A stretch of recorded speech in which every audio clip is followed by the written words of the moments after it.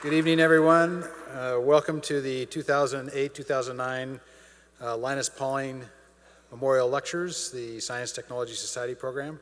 My name is Terry Bristol. I'm the president of the Institute for Science, Engineering, and Public Policy.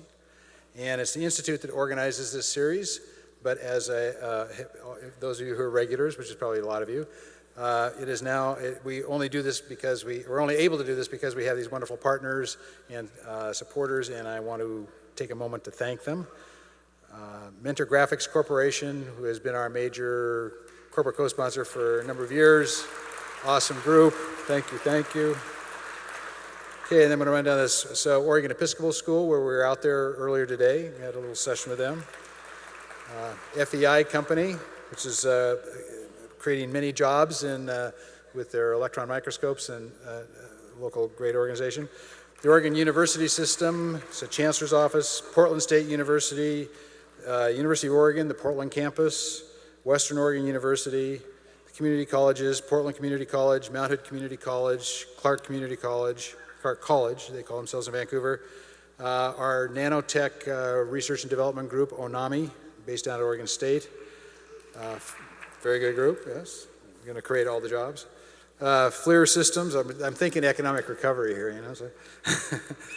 Yes. FLIR Systems, Lewis and Clark College, Pacific University, and thank you to the Oregonian. And of course, many of the students that are here in large measure because of a grant from Mentor Graphics Foundation. There's a corporation supports this, and then the foundation supports this program for the high school students. So the high school students, thank you. Yes, God. All right.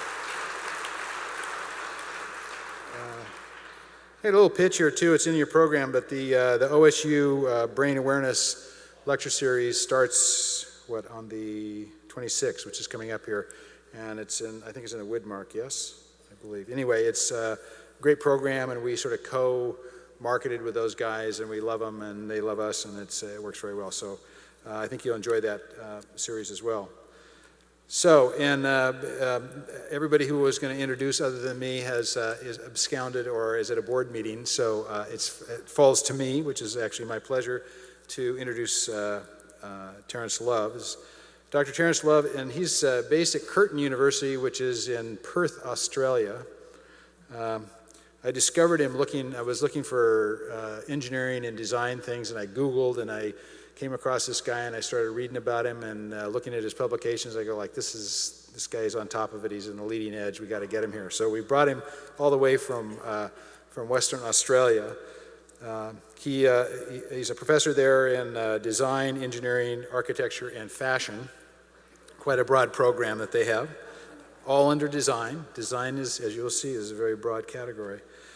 Dr. Love, in his little bit of autobiography, he says he started about 5 years old doing design and starting to get into things. And then there's a whole first phase of his life. And then he was lucky enough to, at age 16, to connect up with a couple of design researchers who were his early inspirations.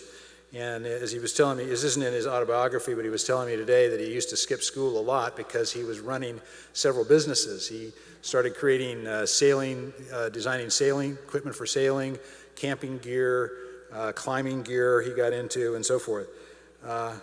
Then got his first engineering degree at Lancaster University. He's from Manchester in England originally.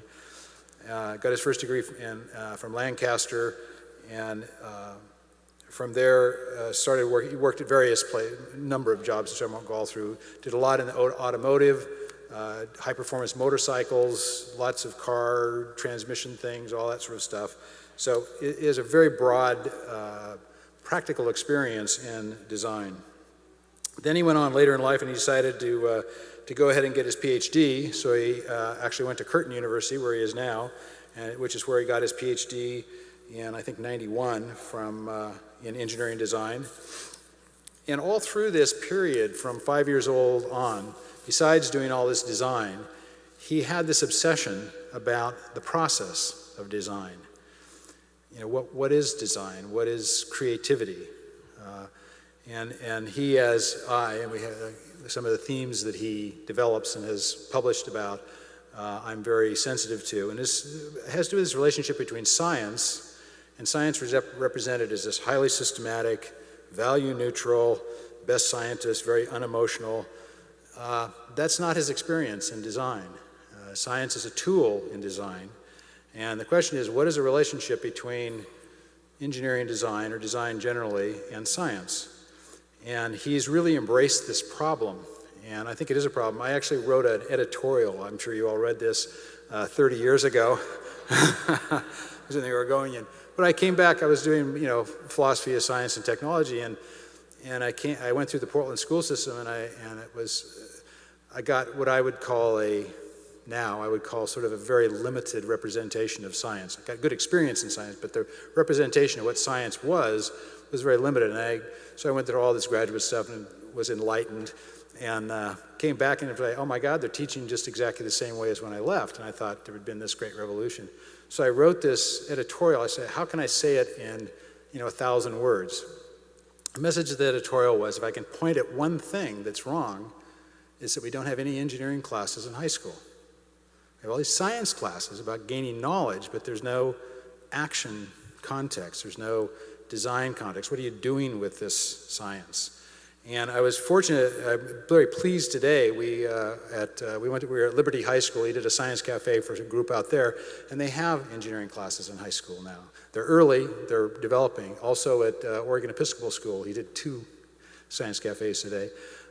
They had an engineering group out there, and he visited their lab, and they explained projects they're working on. And I think that's definitely something. Anyway, that's my little bailiwick on this. So this question, which he's called the design paradox in a way, is again this relationship between science on the one hand and engineering and design on the other, between being highly systematic and logical and being creative and emotional and evaluative on the other. So with that, that's my shtick on this. With that, please help me welcome Dr. Terence Love.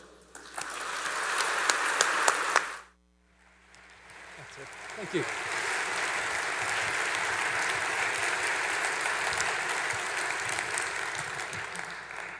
Thank you. Good evening. That was very impressive, Terry. I don't know where you got half of it from. What I'd like to talk about tonight is about the breadth of design and the use of emotion. We've had a picture of how people do science and engineering that has been very technical and has ignored the emotional side of things, which is emerging as being crucial. Now, I hear one of the previous speakers was Damasio, whose work I'm going to go through again in a very, very superficial way, because it fits very, very tightly with a much more holistic picture of design.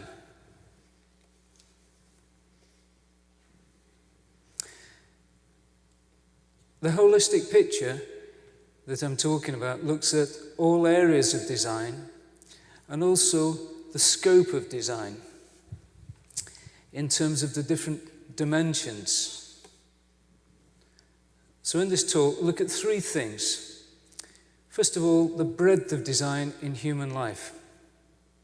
I'm hoping that I can give an idea that it's probably much more important than it normally appears.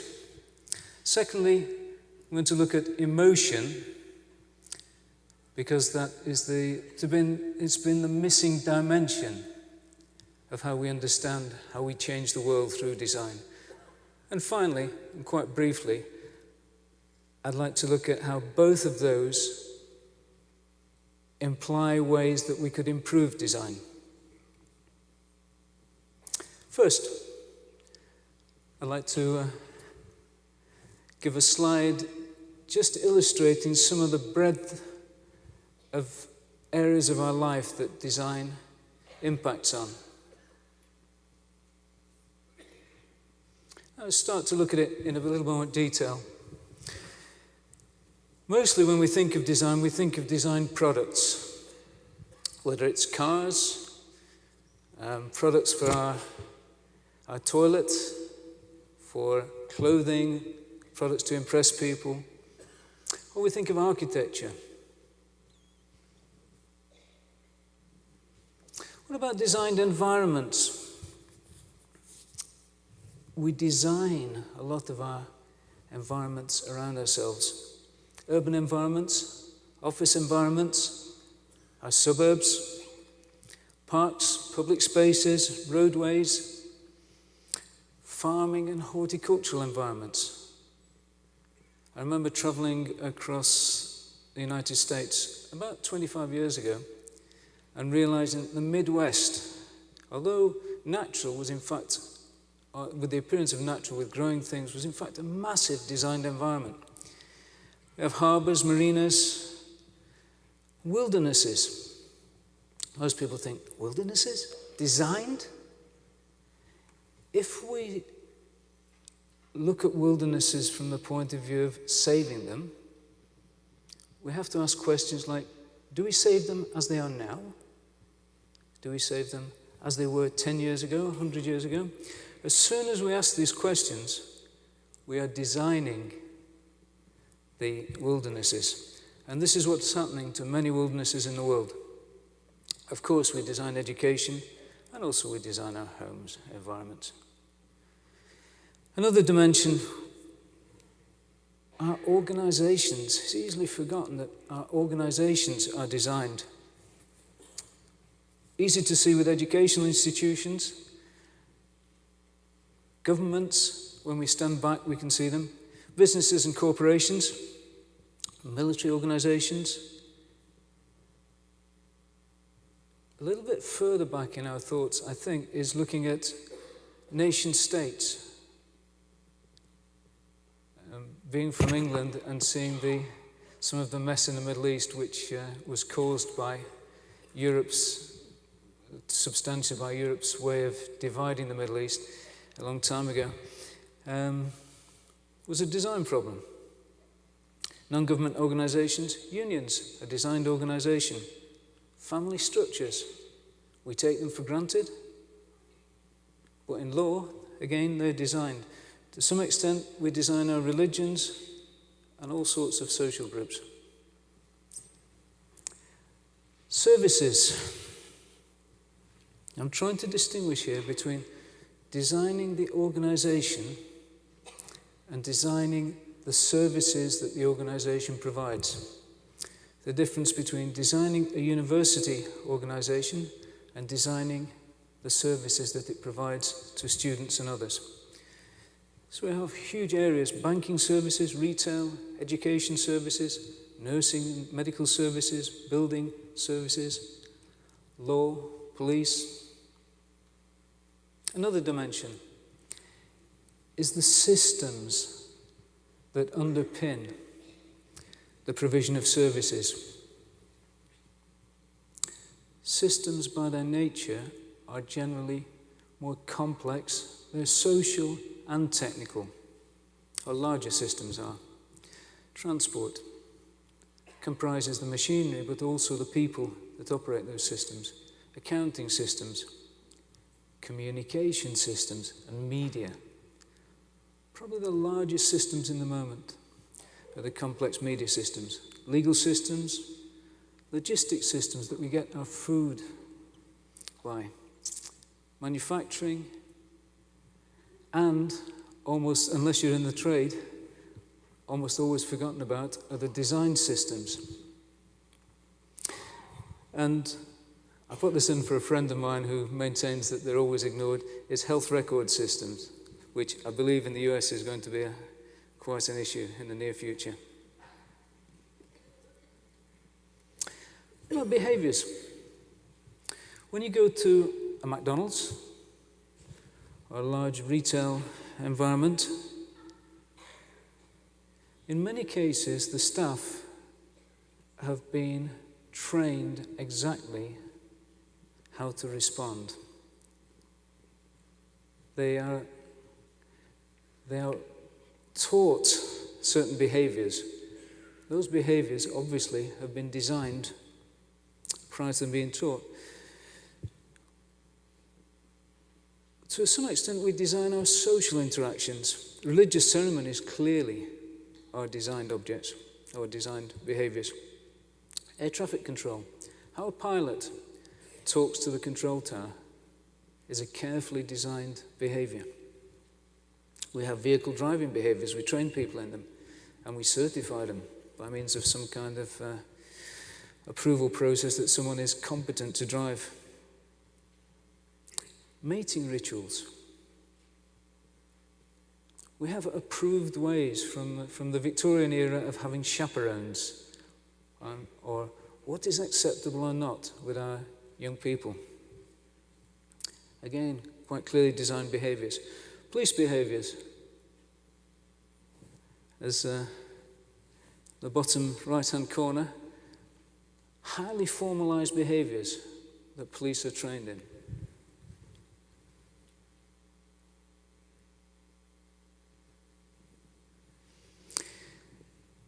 A class of design that's not been well looked at is how we design our own lives.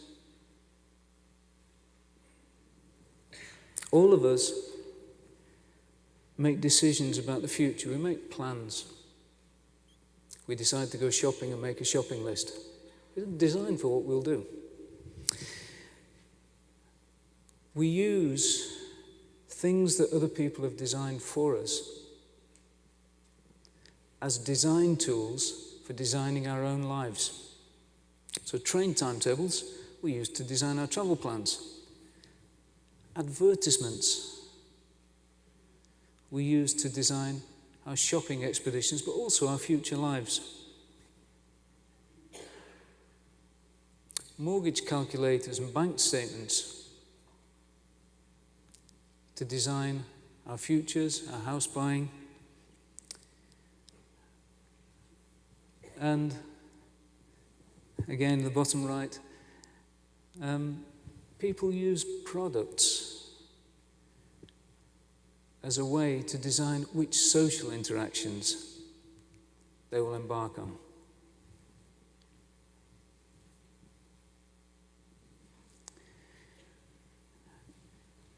This breadth of design, it's very tempting to say, well, okay, maybe everything should be counted as design. It's not. I want to give two definitions. These are very simple definitions, and they're simple because I know they work. I had the honor, or I'm not quite sure, maybe just sheer hard work in the early 90s of going through 1,000 publications about design definitions. And I discovered that there was about the same number of definitions as there was authors. I also discovered that people would define design and then within a paragraph or two would use the word differently. So their definitions weren't that successful. These are two definitions I know work. First is the noun. A design is simply to make a plan for something to be done or made. Now that plan could be a shopping list, it could be a complex engineering drawing, it could be a contract, but it's a plan to make something or do something. And then it makes it very easy to define the verb to design. It's simply to make the plan.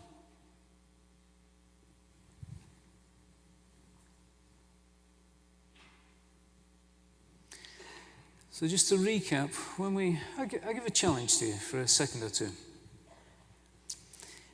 Try and think, you can look around in this auditorium, or think about home, or think about work, or think about holidays, and see if you can think of anything in your lives that is not designed.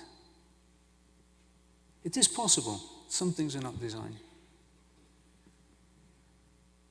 But it's an exercise that when most people try it, they realize that almost the whole of their environment has been designed either by themselves or by others. I started putting, with colleagues, started putting some figures on this. We found just over 800 different areas of design. These are areas where people working in them claim that they are doing design, and there are a substantial number of people working in that area. About 45% of them are technical design areas like engineering, software development, often where they require mathematics. About 5% is the classic art and design, graphic design, fashion, interior design. Intriguingly, about 50% of these areas of design are new.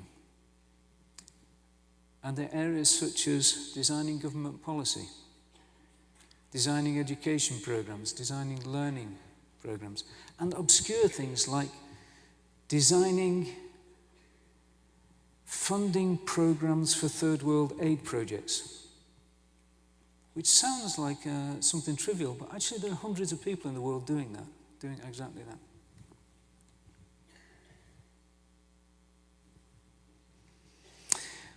One of the reasons that design has been ignored or has had less of a profile than it might is that most of it is hidden. As humans, we work with the surface of objects. And the background services, systems, and technologies tend to get lost or disappear from view. Take, for example, an iPhone. How many people own an iPhone? Yeah, good proportion of hands there. We think of an iPhone, it's marvelous. The iPhone its interface is fantastic. It's very easy to use. I was watching Terry Bristol working his way through the global positioning, finding me somewhere to shop yesterday. Incredibly effective interface. We tend to ignore that there's software, hardware, network systems, logistics, transport, design activities, business processes, accounting systems, organization design, and the culture we live in. All of those needed to be in place for that interface to work. All of those were designed.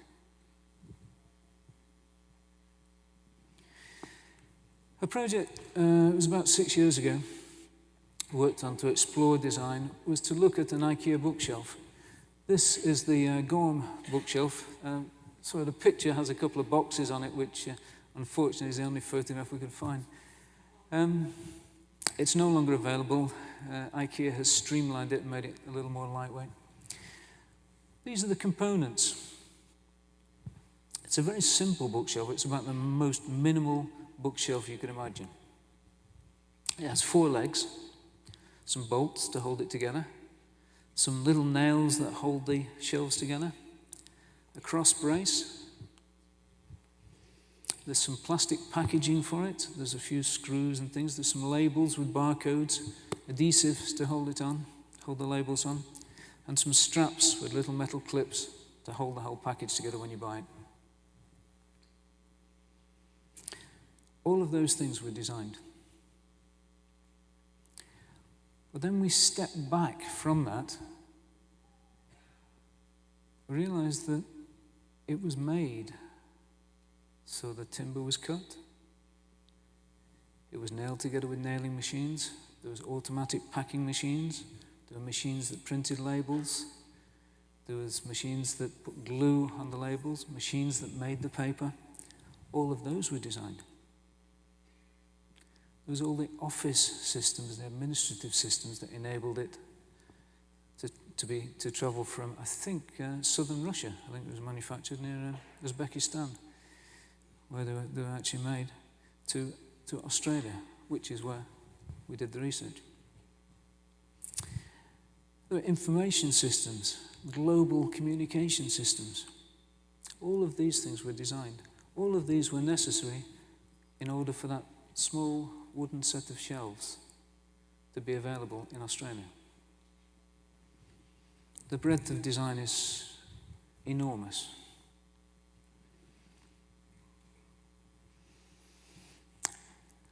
Another way of looking at this is that every country has what I've called a design infrastructure.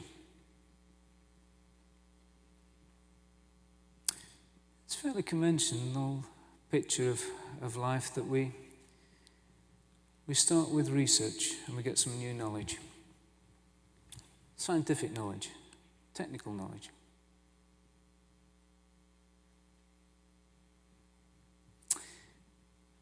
And then we create some designs for things, and then we manufacture them, and then somebody sells them.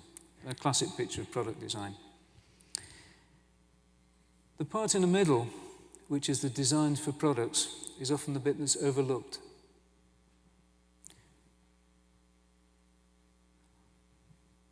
All countries require some kind of design infrastructure. Now, mostly it is in the middle area of that diagram, but it also, parts of research are designed and parts of the business process are designed. I'm not going to read this out. It's in several of my papers. But the breadth of design infrastructure is all those organizations that need to be in place in a country in order for design work to occur in a straightforward fashion. Not only must the organizations be there, but they must also align with the country. If you're a shipbuilding country, it's not very helpful to have a design infrastructure for making computer chips or vice versa. Most developed countries have in place design infrastructure in a way that is badly needing developing and extending. I think that in the United States you will see additional funding being put into that area because it leverages, particularly in a recession, it provides a way of leveraging one's way out of recession.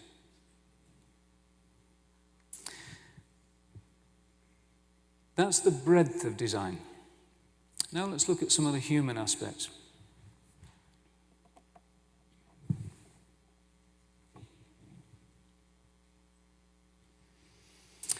First, you can see design as being something that is intelligent that humans would do. It improves our lives. Part of the problem being that it's a relatively hidden skill to this point. Although all of us can do it, it's a generic human skill. We can all design things. We all do design things. We all use design tools of some part. And one way of looking at design is as part of an evolutionary process by which we as humans create a better world to live in. In Australia, life expectancy of Aborigines at the moment is about 45 years. Life expectancy of white people is about 85 years. And it's seen as a significant tension. It's easy to forget that 60 years ago, life expectancy for white Australians was 45 years. The change in quality of life has increased life expectancy by almost 100%.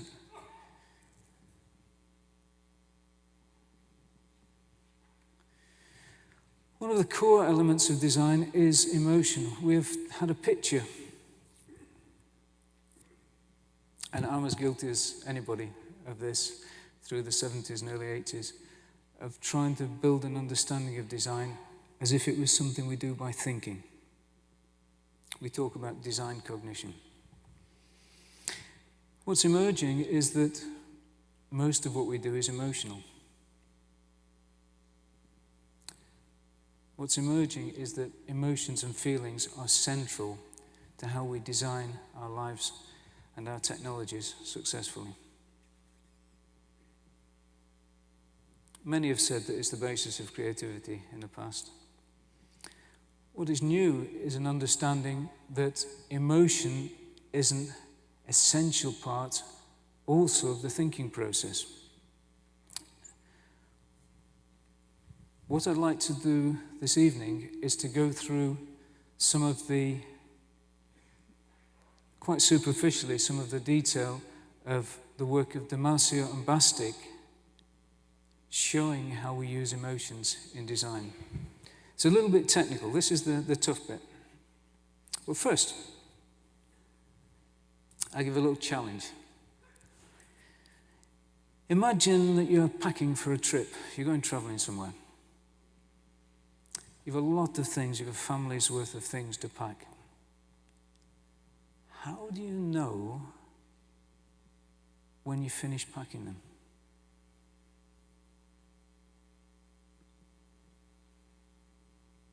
It's a similar problem to adding up a long list of numbers. If you do your own accounts and you add up a few hundred numbers and you get an answer and then you think, I'm not sure about that. You add it up again, you get a different answer. You add it up a third time, praying that two of them will be the same.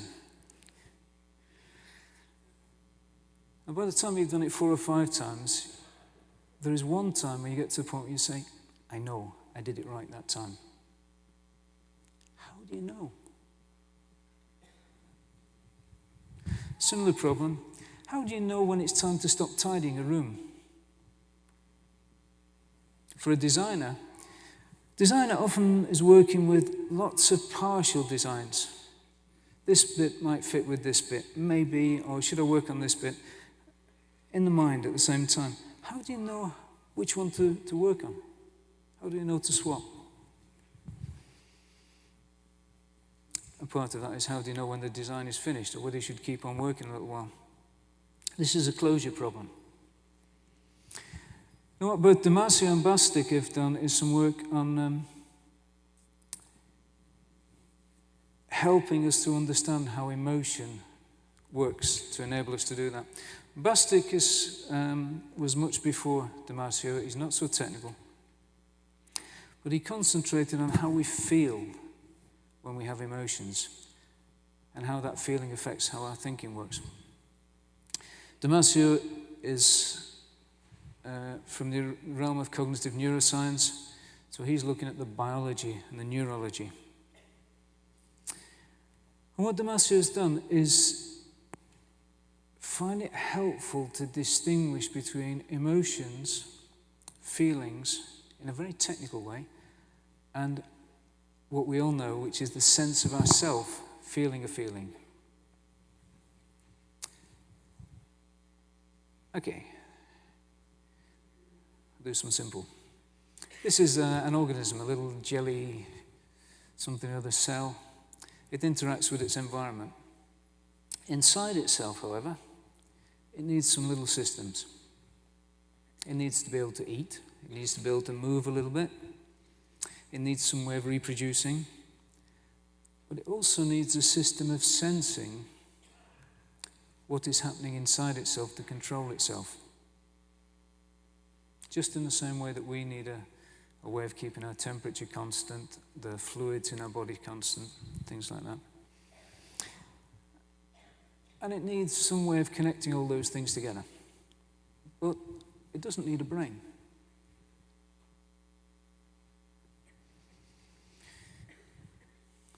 Now, imagine two of these little organisms trucking along, they meet each other. They've got to make some decisions. What are they going to do? Are they going to run away? Are they going to attack? Are they going to mate with the other one? Are they going to have fun with it? Are they going to eat it?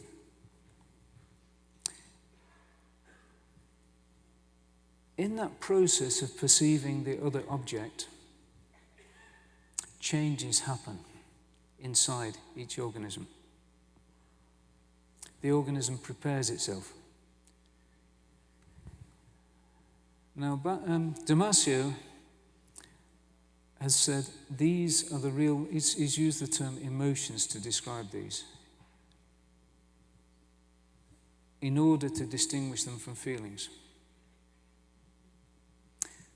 This is a cat having an emotion.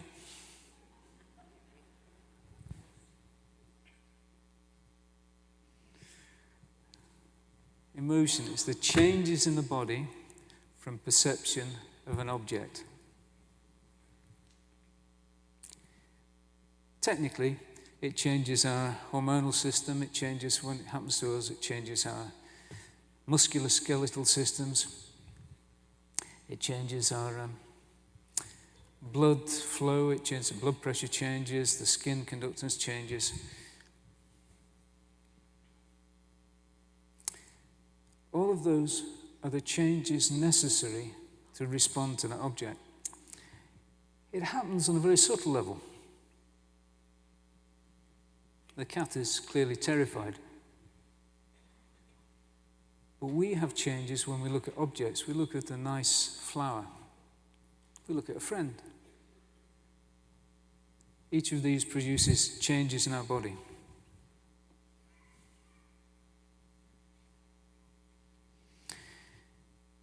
In Damasio's way of looking at this, which I have to say is Damasio's an incredibly good reference point because he's defining emotion and feelings on the basis of what is now known about how our bodies work.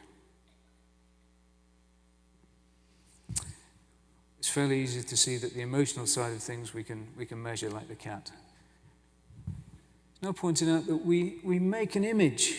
The change that happens in our body makes an image in our brain. Almost always it's unconscious. Until recently, it would have been said to be always unconscious, except there are some reports of people being able to control this.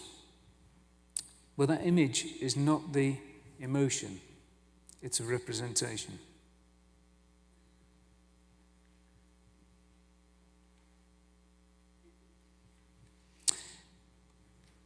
The third aspect of Damasio's proposal is that there is a state, which we all know, of the sense of us, the sense of me feeling an emotion.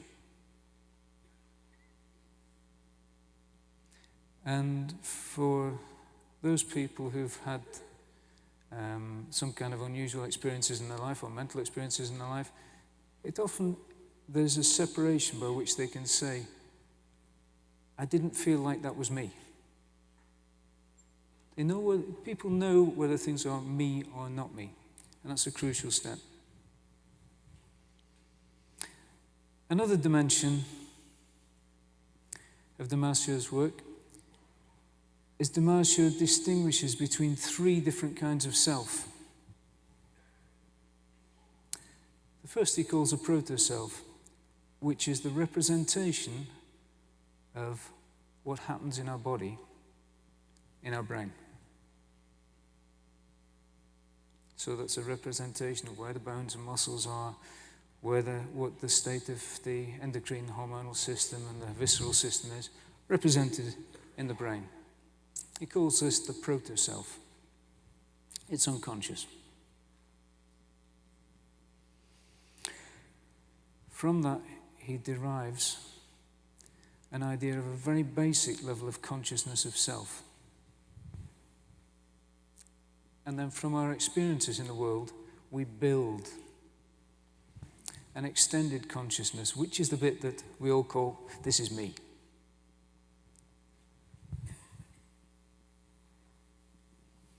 So the Proto-Self is an image in the brain of the state of the body.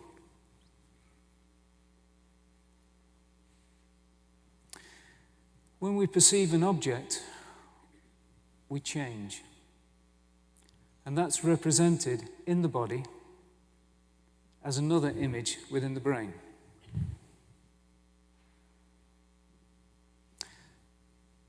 So he defines our basic level of consciousness as the ability to perceive an object and see that there is a change that happens as a result of perceiving that object. We can sort of test this out on ourselves. If you're just waking up, if you're 3/4 asleep and you're waking up, you have a sense that it's you that's reaching for the alarm clock.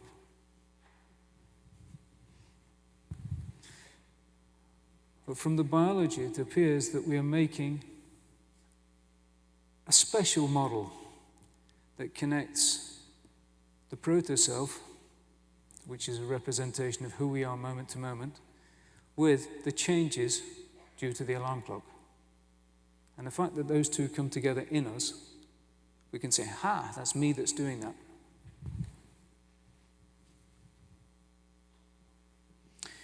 Magically, and thank goodness for that we have this, otherwise we wouldn't be able to design, we also have in our minds an ability to represent thoughts and actions as if.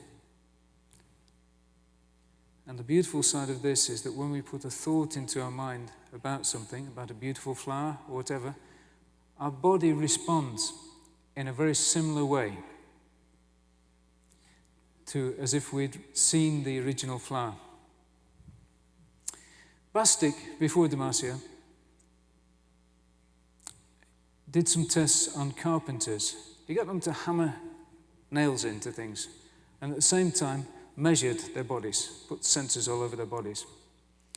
And then he asked them to lie down and think about hammering in a nail. Their bodies, at a smaller level, went through the same behaviors.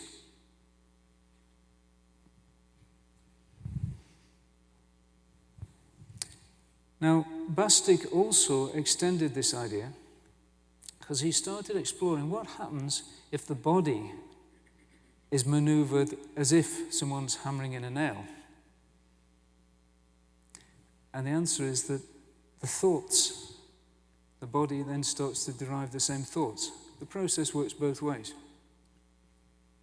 This is incredibly useful in design because we can have a problem and our body changes by thinking about the problem. When we think of the solutions to the problem, it acts in the opposite direction. And we have this magical relaxation, the aha. You know when the problem's finished because you've resolved it and the body relaxes.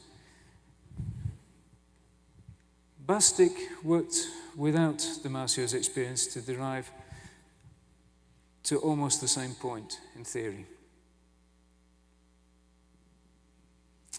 The crowning, from Damasio's point of view, the crowning benefit for us as humans is that we can bring all our history, everything that happens to us, in memory, plus ideas of things that haven't happened to us yet, in a kind of extended consciousness, and as we think of them, our body will behave as if we were going through those experiences. Without this, we couldn't design things. Without this, our sense of creativity and intuition wouldn't work at all.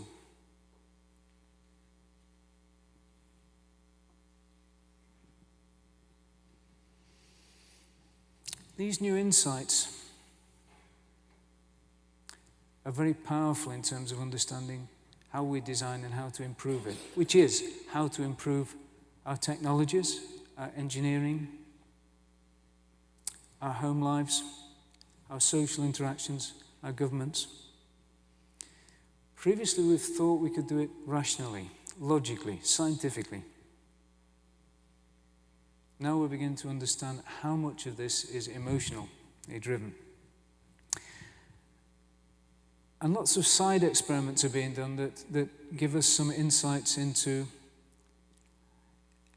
little shortcuts, little rules of thumb.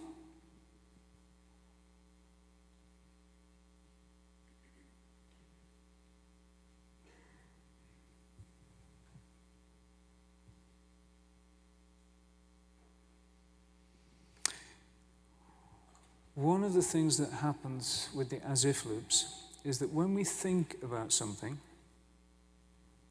we reinforce it. Things get stronger in memory. The relationship to the body gets stronger, but the association with other body responses, feelings, changes and is emphasized. We know this from childhood trauma. We know it from outside. Damasio has started to explain this. But Damasio's explanation also can be extended into explaining how we learn, how we're empathetic with people, how our culture has developed, and how the more routine side of learning, conditioning, how that occurs. For the military, how brainwashing occurs.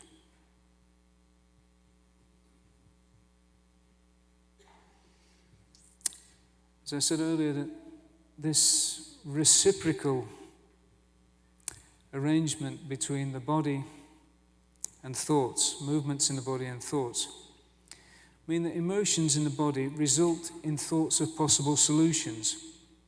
And then the changes in the body about thinking of the solutions helps give us judgments about whether those solutions are good or bad. In effect, it's enabled us to solve one of the biggest engineering problems. The core engineering problem is if you have a very complex situation, lots of different dimensions, some of them social, some of them environmental, some of them ethical, some of them technical, and you have different kinds of solutions, and you're asking, what's the right answer? In mathematical terms, you can try multi-attribute methods, multi-weighting methods. At heart, these are not successful. We can't put numbers on many things. We can get numbered answers, but the connection between reality and the answers is very difficult. However, as individuals, we can think about incredibly complex things and immediately make an answer. I tried a little experiment earlier today, which was to separate the boys and girls at one of the schools. And we asked them, without saying anything, to look for the girls to look at the boys and the boys to look at the girls and try and work out which ones they'd be happy to go out with. Gave them 30 seconds. All of them could do it. When I asked them how long it took, they said 10 seconds. So I asked them, did they like check out, did they do this logically? Did they, see how tall they were or measure them or, see whether they're dark-haired or, what kind of watch they had? I said, no, of course not. We just knew. We can do this very, very easily. We do it emotionally. Creativity.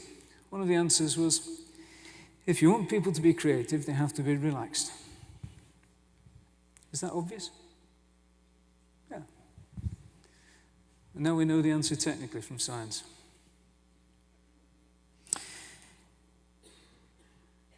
If you have stressful feeling states, they're associated with obsessive, repetitive cognition. This sounds terrible, except if you're in a collaboration,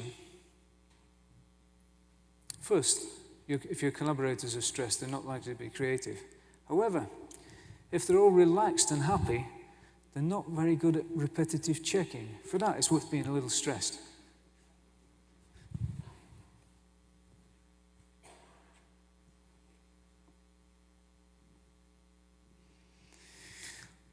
One of the crucial problems in trying to understand design is style, the style problem. Brian Eno pointed out, Brian Eno from Roxy Music, for those who are old enough to be in the 70s probably, so an English band, who is now a very famous professor of design in the UK. He commented that the significant thing about style, style like the shape of cars, it has a nice waist, sort of, that kind of female shapes that cars are made. I said, the thing about style is it's incredibly fast. If you go to a shop and you pick up an object from, I don't know, the kitchen counter or something, you can look to see whether that has Mexican influences, African influences, Scandinavian influences, and you'll know in a second. Yeah? It's a very, very quick process. How do we do it?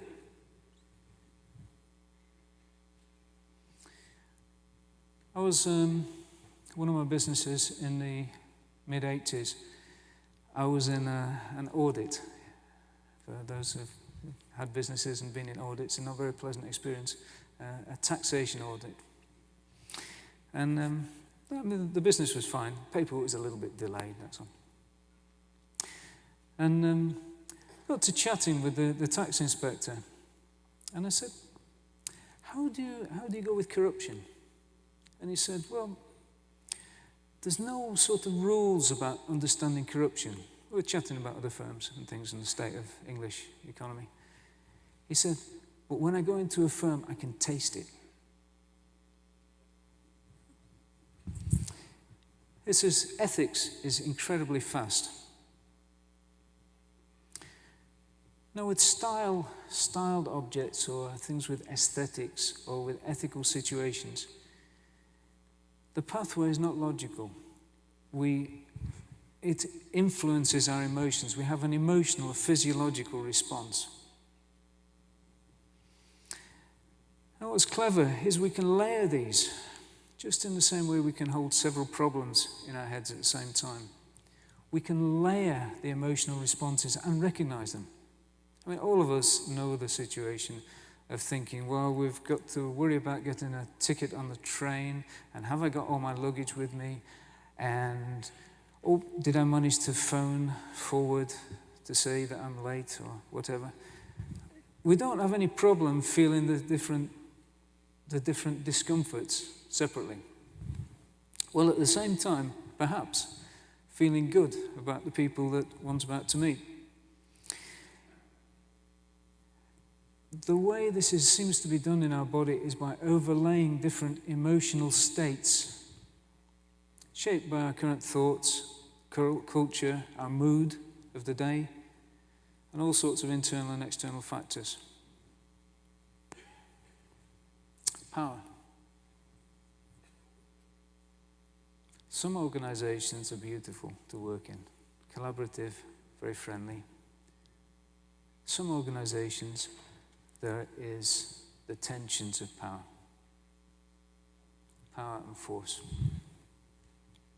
Not necessarily talking about violence here, I'm talking about power acting in the organization. In an organization where power is being used heavily, then people have emotions. From the nods I just saw in the audience, I think lots of people recognize that. Yeah. And when power is used, it cues all sorts of associated thoughts, maybe about childhood, maybe about other circumstances that one was in, that one was uncomfortable about. The effect of that is that it modifies people's bodies. And the effect of the modifying of the bodies due to the power is that one starts to think of solutions that are biased. They're not the same solutions that one would think of if one was relaxed. The problem with that is that the solutions become inappropriate, or can be inappropriate. So for organizations that use power as a matter of course to manage their organization, the implication is that it's likely to make their organizations less effective.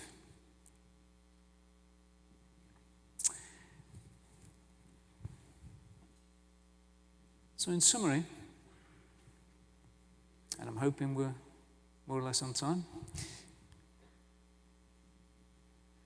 I hope I've made the case that design is everywhere in our lives. It's a major issue. We're not dealing with it well enough in our societies.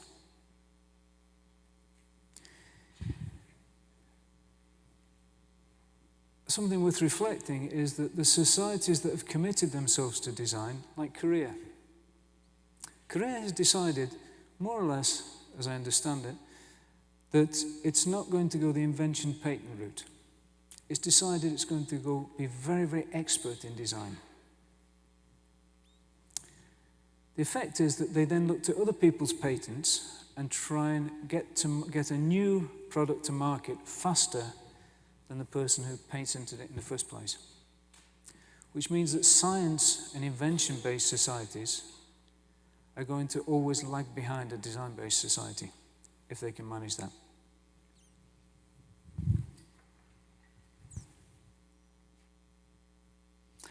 I'm hoping that I've managed to demonstrate that design is important to our lives. Not just it's embedded, but it's an important human activity.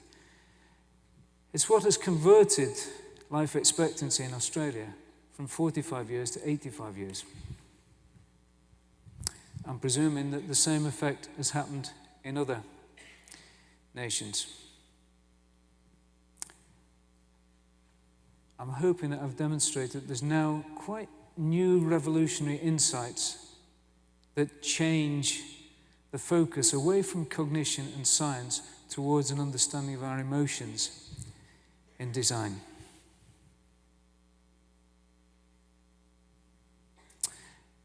And that we're starting to be able to work with those new insights to look at how we can change the way that all of us builds a new world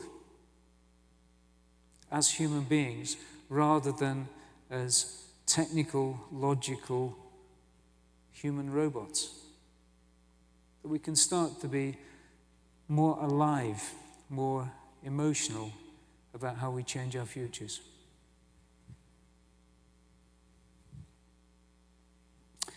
Thank you.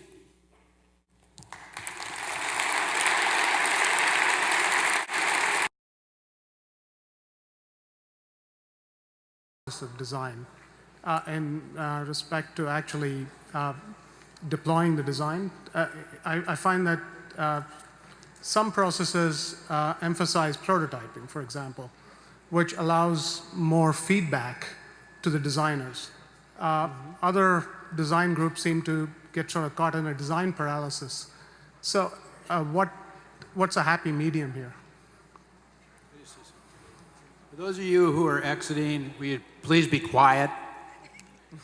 Don't need to be chatting as you walk out. Thank you. Sorry, could you repeat the question again, please? So there are two extremes of a design process. In one, the assumption is that any design you come out with, which you productize, is going to inherently have some flaws. Sure. And the best thing to do is to actually deploy it quickly so that you can have a prototype in the field and treat every product as a prototype and learn from it. The other emphasizes a longer design process which involves more thinking, more cognition, and tries at least to come up with a more perfect design. Where exactly would you balance something like this, and what thought is there in academia about this? It's a little bit different from the emotion side of things, but it's a more technical question. If you're in a business environment and competition is dependent on things like establishing critical mass, establishing some kind of path dependence, then obviously the advantages lie with getting into the market as fast as possible and establishing the market and getting other people to use your products. If the market is one which, for example, aircraft, which doesn't tie into critical mass, then the advantage is in getting it right, taking the time to get it right. Depends on the market, depends on the product. That's how I would say it at this point. There's not a standard answer. Thank you. Throughout your presentation, you placed a great deal of emphasis on emotions as one of the determining factors.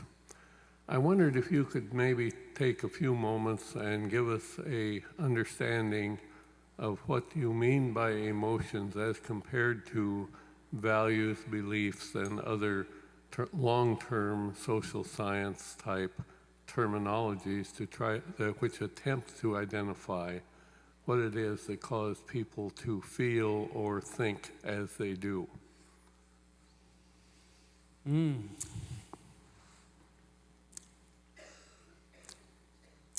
Okay, I'll be brave. We have a way of looking at the world that comes from the Greeks. I'll give an example. It's a little side example, but it might illustrate things. Imagine you have a calculator, and you press numbers. 3 + 2 = 5. you can start to work out what the calculator will do. How much does that tell you about what's happening inside the calculator? I suggest nothing. If someone hands me a document written in Word, Microsoft Word, and they say, well, use that to work out what code was used for programming Word. I said, you can't. You get some ideas, maybe, some guesses, but it doesn't connect. What happened with the Greeks was that they were making a guess from discussion about what was happening inside us. They invented ideas of emotions. And we've spent 5,000 years or so building literatures on those ideas. The reason being that we haven't had a way of looking inside ourselves. Now we're at a test point. We're at the point of saying, okay, now we know more about how this emotion happens inside us. Does all this literature, 5,000 years worth of literature and ideas about emotion, about values, about beliefs, do they tie together? And the answer is almost, or it seems to be almost. Damasio's in a very difficult place because on one hand he's trying to describe what happens in our bodies in terms of our existing language about emotion. And at the same time, what he is describing is sort of suggesting that there are some mistakes. So he's gone a halfway path. He said, okay, well, we can use the word emotion to mean the physical thing and the feeling to mean our perception. And then with our understanding our histories, our extended consciousness, within that we can see beliefs of which emotions and feelings can fit up against. But at present, I think we're in that mid-ground of trying to resolve those tensions between the different cultures of language. Is that sufficient? Thank you. Thank you. Hang on, I need a glass of water.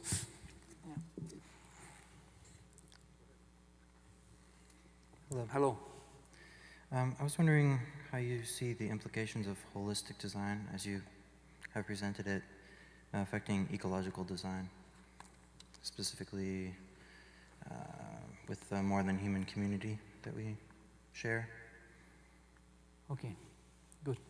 Thank you. That's a really, really, really good question. One of the things that comes out of systems design is the idea of counterintuitive outcomes. We've tended to focus on single discipline approaches and then build them together as building blocks.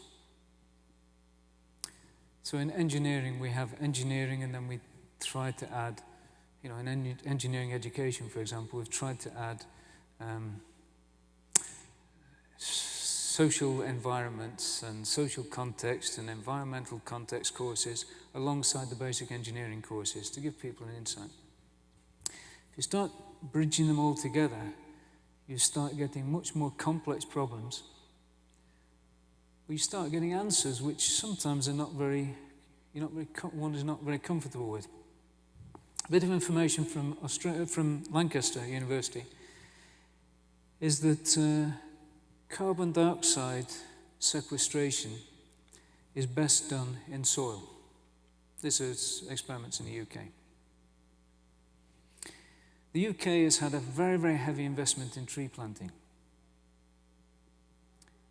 The evidence is now showing that, in design terms, planting trees reduces the CO2 sequestration in the soil. The worst thing you can do is plant trees. The effect gets worse as CO2 levels are raised.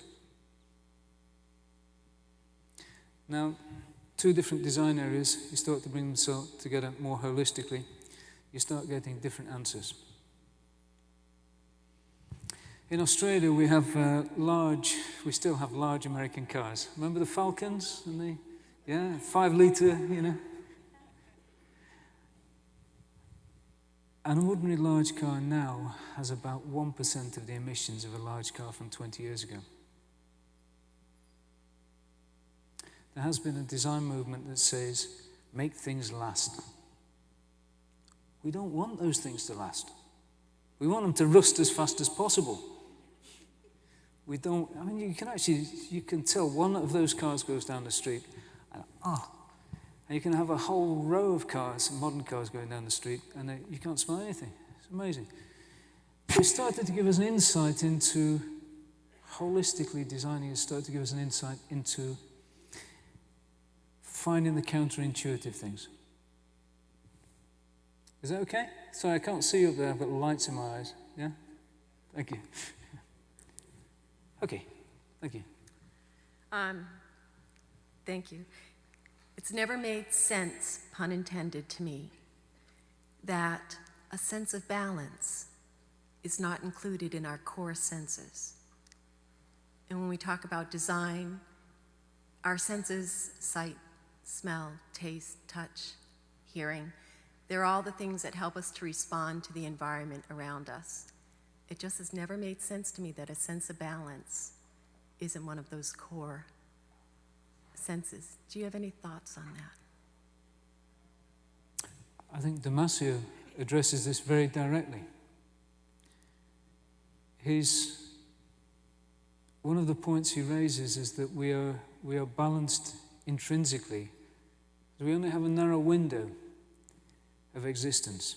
You know, your temperature goes up 2 degrees centigrade or 4 degrees centigrade or down 4 degrees centigrade. You're toast. Yeah? A few people have died in Australia and the UK, I don't know about in the US, by drinking too much water. You know, it's to be a good thing, that's very healthy, drink some water. And you get to 6 or 7 pints of water and suddenly the electrolytes get washed out of the body. People keel over and die. We have built into us some kind of sense that we know when we're leaning too far one way or too far the other. When we're dealing with things which are more technical, whether we take notice of that, I think if we view things technically, we don't. If we view things emotionally, we can then use our own body systems to help. Thank you. Hi. Hi. I'm a 6th grader from Westland, and I was wondering, you mentioned a little bit machines, manufacturing designs, Yeah. and even though a human somewhere back in the process must have had to program the machine using maybe some emotion. If the machine does the design, is it still considered design because it doesn't have any emotion? Whoa!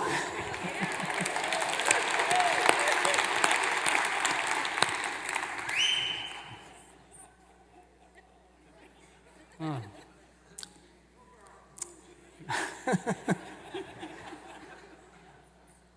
You tell me. Well, I was thinking kind of maybe if you think about the machine just doing the design, and since you think emotion is an important part of really designing something, I think the machine doing the design would be a little more technical than actual design, because you really emphasized on emotion. And so the machine wouldn't be really doing design, more like responding to what it was programmed to do, and like not really designing, though. You know, that's a really good answer. That's one of the dilemmas about defining design, is what happens when you automate it. We can get some insights. Imagine Imagine someone sat down and they're going to design a bridge over a nice river. And imagine that the machine, the software is so good now that you can just simply take a finger and push the red button. And zip, and immediately it works out a beautiful design, prints the designs off and the instructions for manufacturing. Is that design? My feeling is that all we've done is move the design. We've moved the location of where the design's done. We've moved it to the point of designing the machine in the first place. So the outcomes of that designing, which is automated, have also been moved earlier or elsewhere. Now that point is where the emotions are needed. But there's also another point where emotions are needed, which is judgment. If the machine does something automated, do we feel okay about it? Do we feel okay about the design that's been produced? Well, maybe we might feel like we should have done the design, and our ego might be like a little hurt, maybe. I've got to say, I'm impressed. Yes. We also wouldn't get paid for it either. And I'm feeling that, Terry, I think you have another speaker lined up. Yeah. Thank you. Thank you.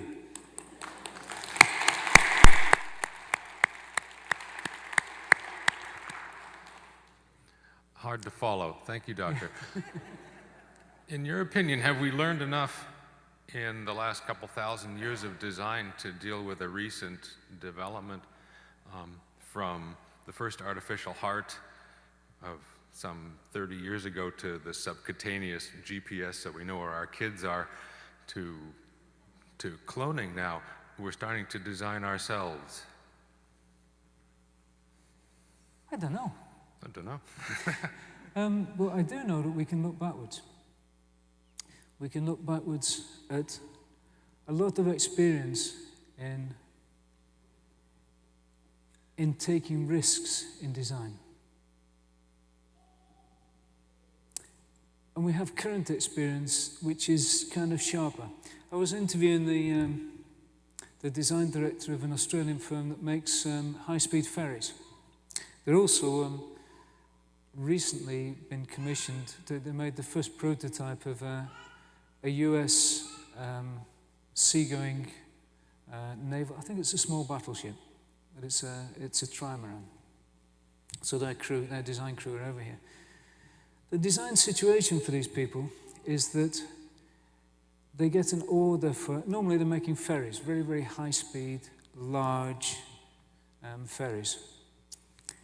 They get an order for a ferry which is normally going to be faster than the safety regulations that are available in the world at the moment.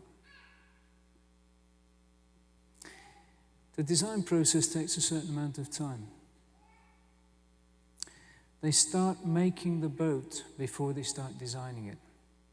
They're buying the aluminium before they start designing it. They have another problem, which is they're on a time penalty. You know, a month late, 10% of the cost gone. 2 months late, 30% of the cost gone. 3 months late, no contract. They don't know whether the safety regulations, they don't know whether the boat will satisfy those safety regulations, because the safety regulations aren't even in existence when they start designing the boat. And the timeline is less than a year. And they make a business at this. They get by. You know, that is kind of serious stress. If you look at this, the work the Victorians did, if you look at the work, I was reading a little bit about the Chicago exhibition in, was it 1890? 1893? Oh, come on, it's the right century. Immense amount of risks. And yet we managed to pull it straight. We have a lot of experience looking back. I don't know whether we'll carry on doing that. I'm sure we'll have disasters. But this is our life. Is that? Hi. Hello. What exactly is meant by holistic in terms of holistic design? Well, this term was invented by Terry, actually, because he was looking at what I did and he needed a short title, right? So the compromise at the moment is it means, okay, what I've been looking at is what happens when you start to expand the boundaries beyond single disciplines. And design and systems, analysis and systems design, are the two arenas where you can look at tremendous breadth. You start to get different answers. Also, when you start to extend it in depth from cognitive and rational to start to include other dimensions of what it is to be human. Now, I don't know how far we can take this. I don't know, okay, we've got emotions, we get aesthetics, we've already had aesthetics, but they've never really been stuck to engineering. We've made some kind of half-hearted attempts. What happens if we just keep throwing things in and seeing how it goes? I don't know. That's as far as we got. Okay. Thank you. Thank you.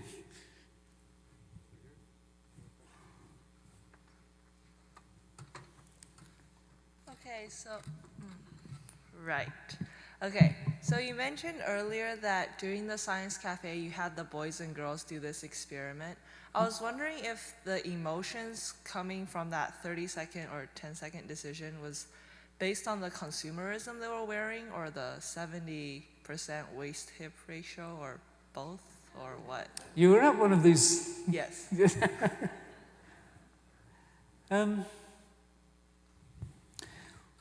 What I wanted to look at was how it was possible to make decisions that are clear, that are clear to ourselves. You know, like trying to add up the list of numbers, you know, or trying to, when you're faced with a very, very complex problem that you go over and over, you're trying to make a decision about what to say to somebody in the morning when you've had a difficult, you know, spat with them or something like that. Things go over and over in your head until eventually you come to a point where you go, yep, I know what to do. That firmness of that decision, you know that it's your decision, you know that you have a commitment to it. How do we do this? It's not logical. Now, a simple technique is working with whatever material is available, is to ask people to make decisions that they can feel comfortable with their decisions. How they make their decision, whether it's on particular aspects of people's bodies, whether it's on the furniture they wear, what they've been conditioned to do, that's the mechanics. Yeah. Thank you. Okay, thank you. Hello, hi. Good evening. Good evening. In your presentation, you gave an example of how Korea is focusing on being a design-oriented society. Yeah. Could you clarify the distinction between design and invention? Sure.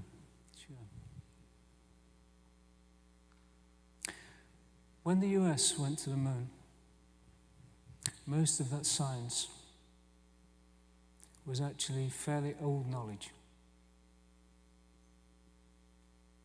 It was fairly old engineering. Complex, difficult, but was based on fairly old engineering.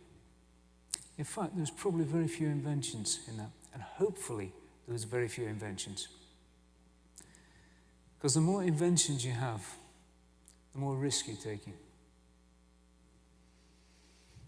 Now, it's been a tradition in some societies which are structured in particular ways to manage intellectual property to give a sort of monopoly to people who will register their knowledge. It's easy to forget the original reasons for the letters patent in England. It was to stop people hoarding knowledge. It was to stop people inventing things and hanging on to it. It was a way of a king persuading people to say, look, please publish how you made this. We'll give you the right to carry on making it without interruption, but publish the knowledge so that other people can use that knowledge so society can move on. It was an early version of slightly compromised open source. It was a kind of open source with a bit of money in the back pocket. Now, a design-based economy, design doesn't necessarily need new knowledge. There is a huge amount of knowledge and information available and a very large number of things that can be made. Often, the technology is not even released as fast as it could be. I worked on a gearbox for rover cars.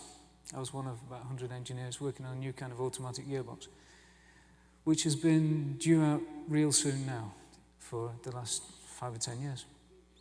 Mercedes, it was 1976, we're in 2006, I think. It won in a slightly different form, it won the Formula One engine award last year. That knowledge was available all that time. Others would manage to use that and make new designs. An invention-based economy, I think we're probably going to find is not going to work as well as a design-based economy. And I think the Koreans are probably proving it. Is that? Yes, thank you very much. Thank you. We're over here now. Yep. Thank you. Yes. 3 more and that'll be it. Thank you for your novel concepts about design and different ways to think about them.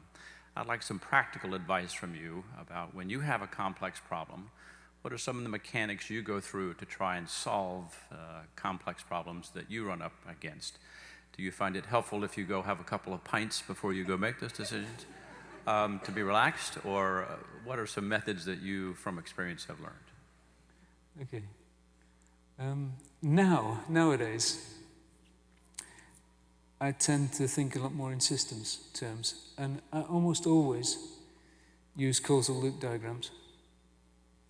And what I'm really looking for is counterintuitive, things that are the opposite of what one would think, because those form the bounds. And it's also, if you don't spot the counterintuitive things, then they're like little mind traps, in the design later. So trying to find out why things are opposite from what one would think. We were talking yesterday. When I was at Rover, there was engines. Engines, pistons that go up and down in an engine. Yeah. One of the problems in the 70s, if you're prototyping, that you couldn't actually mathematically model a piston. And pistons have a heat distribution across them which is uneven. Basically cool air coming in one side and then hot air going out the other, so it tends to distort the piston. They're also kind of very lumpy things inside, so they change shape a bit unevenly. So if you're making a prototype engine, you often have problems, in those days we had problems with pistons touching and pistons seizing because they would overexpand and touch the inside of the engine. So the question was, how do you machine it to make it work right? There are piston manufacturers that we could go to who would solve this problem, but in a high-speed situation, you want to have a quick fix. And the quick fix was to go into a room, quiet, by yourself, with a big jug of coffee, and pretend to be the piston. You'd sit there and think, okay, I've got the heat, it's coming from here, and, and it's going down, these are the forces, and you'd kind of emulate the whole thing in your own body. And try various modifications to it in your own body. And then at a certain point, you get that, yep, I know, that's the one. I know which one works. And mostly it did. Not always, but mostly. Is that? Yeah. Did you say cause and effect loops? It's called the cause and effect loops, but cause and effect loops are in the simplest form, are in that very rationalist cognitive model of design, which for some circumstances is still brilliant. If you want to design an aircraft, yeah. If they're complex, yeah, that stuff still works well. Thank you. Hello. Well, I like your recognition of the role emotion plays in design, and the way feelings let us know that we're done cleaning our room or that we've designed a good product. But to what extent do you think this can in turn be reduced to biochemistry, the sense of tension or recognition or the emotional part of design, or do you think there's not reducible?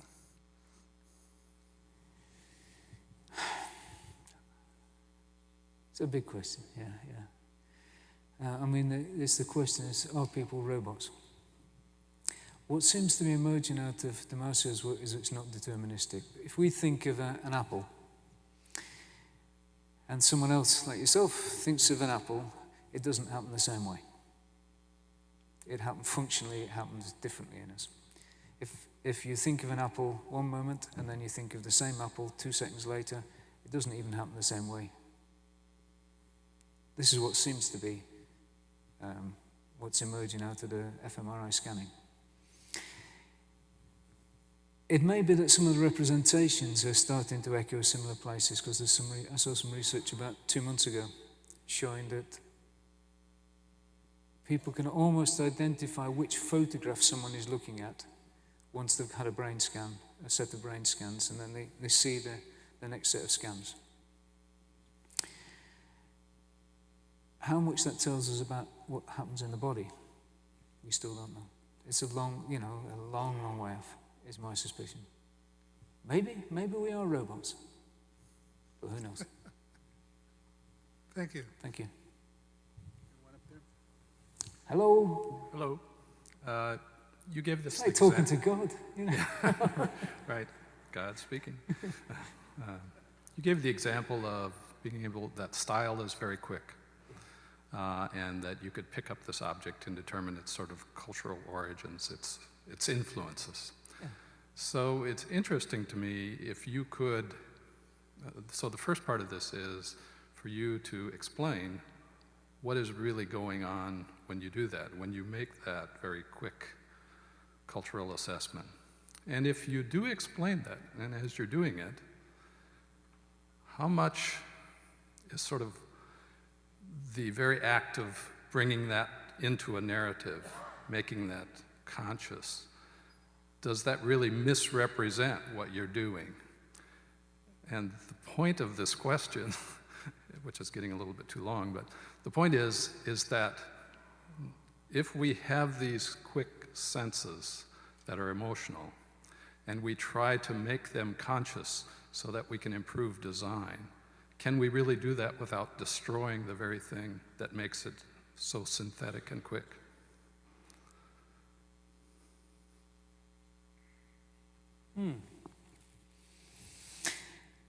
I think interpreting Damasio, remember that we have Proto Self, which is a model of ourself, core consciousness, which is that comparison between the state of our body at the moment and our response to an object. So it's like a whole body a whole body reflection on our interaction with the object.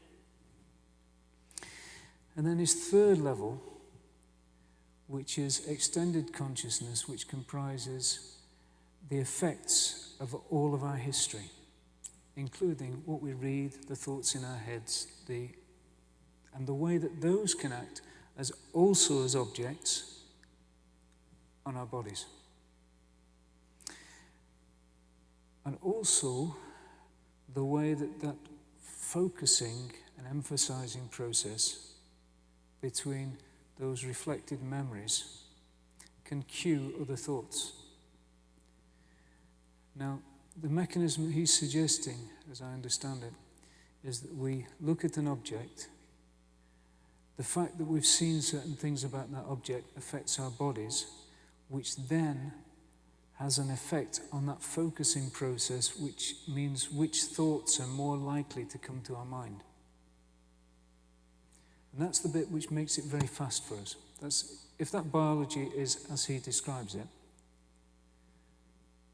that's the process by which we look at something and it flips ideas into our head very, very quickly. The second part of your question, which is if we make that more conscious, will it destroy it?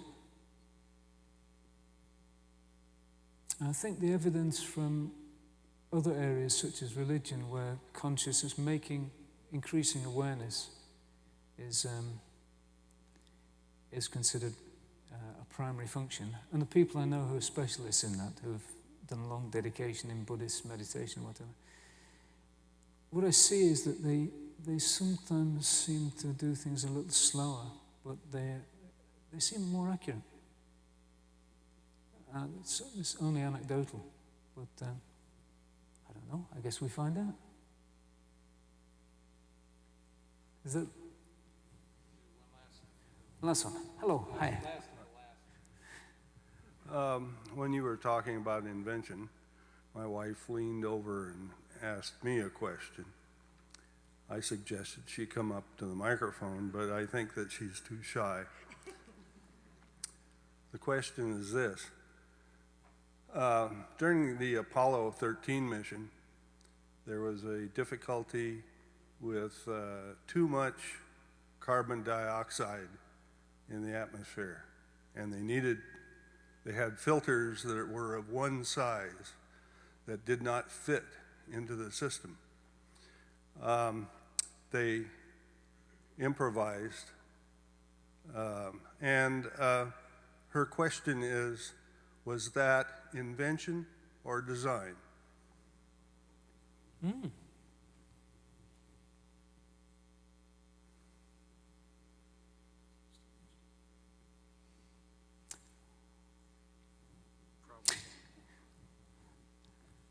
In the way that I've been seeing design, which I've found useful to see, it helps to distinguish between things you make a plan to do and things you just suddenly, you just do. One of the ways of looking at design, which I don't know how many designers are here, but I'll probably get shot for this, is as a subdivision of contract law. Because you can see that the design, the drawings, are part of a contract, part of an arrangement with somebody. They're the intermediate instruction to do something. Now, a lot of what we do, we just do it. Now, it's definitely something new that they did. It's a very new thing. So it's definitely some kind of either invention or innovation, those words would fit, or transformation or modification. Whether it was a design or whether it was a planned, thought-out thing, depended on how they did it. I don't know. Okay. Thank you. Thank you. Thank you.